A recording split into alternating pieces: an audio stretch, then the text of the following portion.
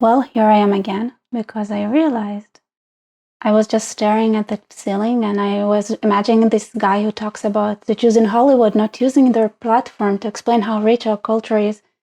And I realized, wait, isn't it a video about anti-Semitism? Isn't a big part of it is trying to understand who are the Jews? And this is what I want to tackle. So I saw this beautiful pyramid that is taught in woke classes about white supremacy. And of course, ending white supremacy is, first of all, fighting the Jews that represent that white supremacy. And of course, one might say, wait, are the Jews white at all? And I'm going to say it doesn't matter, because white supremacy in wokeness, and even in Nazism, to be honest, has nothing to do with the color of your skin. Really, it almost has nothing to do with it, especially in wokeness. So they're actually exactly right when they say that they want to fight the Jews to end white supremacy, because their goal is to end the values that are white supremacy values that are actually Western values. And what are the Western values? They're, first of all, Judeo-Christian values. And why? Because who are the Jews? Why we called Israel? Israel is because we fight God. We argue with God. We're argumentative people. So when you try to ask who is someone, and I was thinking, I'm a Jew, right? And as we know, Jews, some of them are atheists, but they still see themselves as Jews. Is it like hereditary, but you still can convert? It's ethnic, it's a nation, it's so many things. But there is one story we tell every year, and one commandment that I think really is the key to understanding who the Jewish people are, and who am I as a Jew. You see, we depend largely upon our history. We are shaped through education, through the influence of the parents, which are by no means always personal. They were prejudiced, or they were influenced by historical ideas, or what I call dominance. And that is a most decisive factor in psychology. And we are not of today or of yesterday. We are of an immense age. בכל דור ודור חייב אדם לראות את עצמו כאילו הוא בעצמו יצא עתה משעבוד במצרים. So it says in the Bible several times, and it's something that we repeat a lot. A Jew has to see himself, every person has to see himself as if it was him who left Egypt, as if he that was the slave. This is not something that is in the past. Every Jewish person must see themselves as if they are the ones that went from the slavery in Egypt to the liberty of having a government.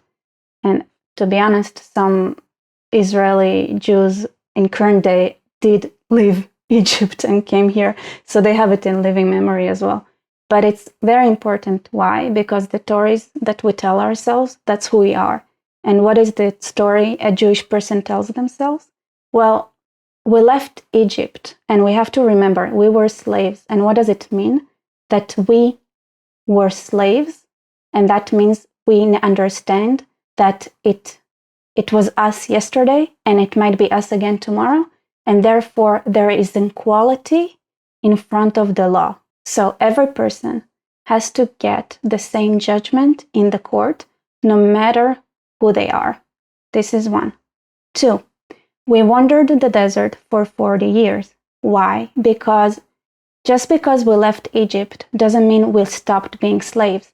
And when the Israelites left Egypt, they weren't people yet, and they were complaining a lot, and they were trying to blame the whole world and its wife, as we say in Hebrew, about the difficulties of living in a desert, because it's a really, really harsh environment. So how do you survive there?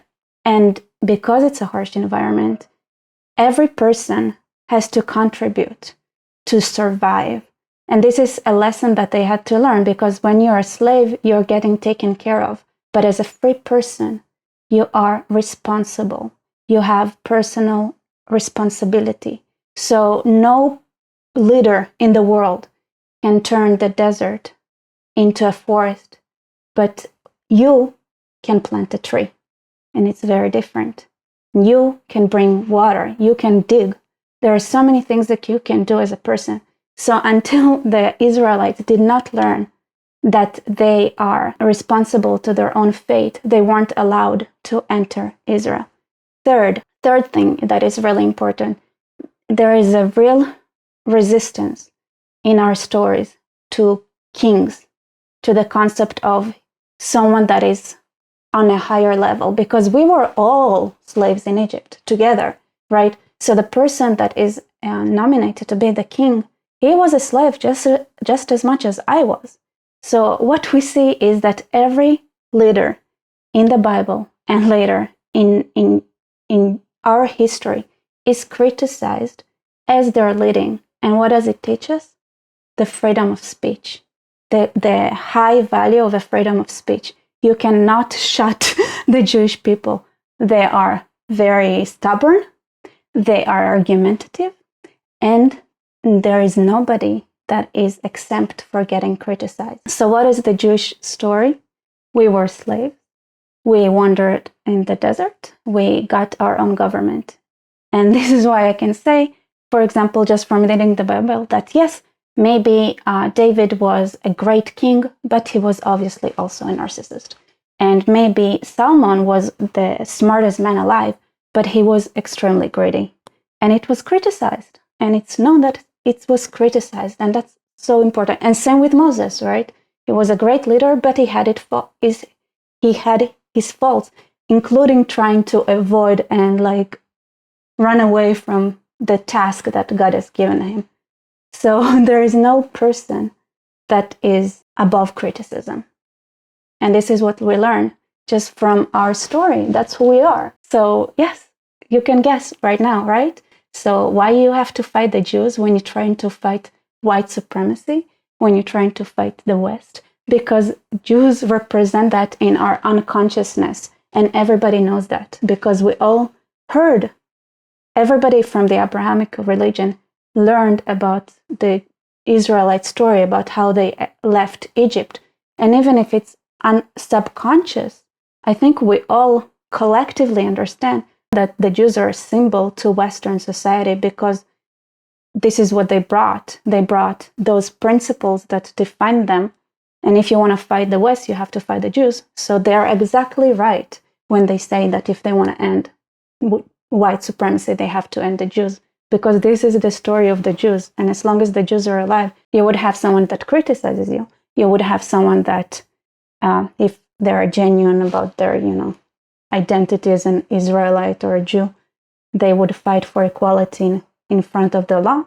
And they will never, ever be the victim, because you cannot be a victim if you learn that only slaves have a victim mentality. So you want to see Jews feeling sorry for themselves for everything that they went through. Not really, because our life in Egypt was awful, but we learned in the desert that sometimes life is hard and it's tough, and we all have to do our parts, and we are all responsible, personal responsibility. So someone who has personal responsibility cannot be victimized. And Jews, no matter how hard their life will get, no matter how hard our life gets, we will not be victimized. We will not turn into slaves because we learned our lesson. We have that experience. We know that having victimhood mentality means that you're still a slave. That's what it means. So yes, I was a slave. So I need to remember that I was a slave and how that felt like. And I learned the value of personal responsibility. And I am the one that is obligated to speak up my mind. And if the king is naked, I have to say that the king is naked.